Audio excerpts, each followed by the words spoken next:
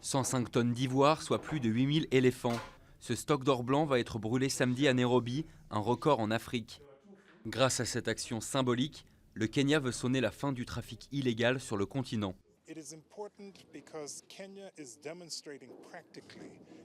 C'est important pour le Kenya car nous montrons que, pour nous, l'ivoire ou la corne de rhinocéros n'ont de valeur que quand ils sont sur un éléphant ou un rhinocéros. Ils n'ont pas d'autre valeur. En les détruisant, nous passons des paroles aux actes.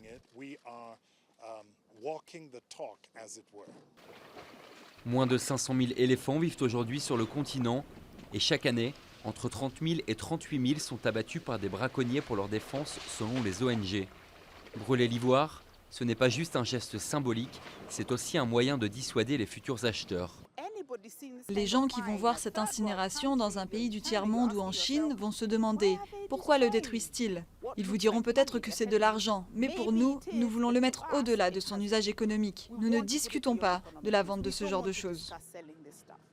Ça n'a pas de sens de tuer un animal de 7 tonnes pour fabriquer des cosmétiques, des bracelets, des tampons en caoutchouc. Ça ne fait pas de vous un être spécial, ce n'est pas de la médecine.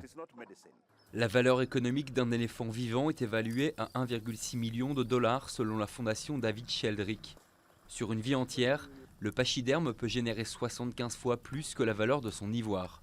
D'où l'importance pour le Kenya de protéger cette ressource naturelle. Pour mieux contrer les braconniers, avant de détruire le stock, des scientifiques récupèrent le plus d'informations possible en répertoriant toutes les pièces. Avant qu'ils ne les brûlent, c'est important de savoir combien il y en a, ce que cela représente en termes de poids, en termes de quantité. Et s'il y a d'autres informations scientifiques nécessaires pour connaître la provenance, on fait un rapport ADN.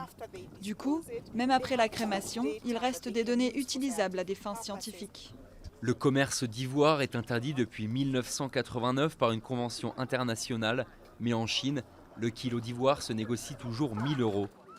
Pour enrayer ce trafic, les chefs d'État et des associations de protection des animaux se réunissent pour un sommet sous la houlette du Kenya avant le grand bûcher de ce week-end.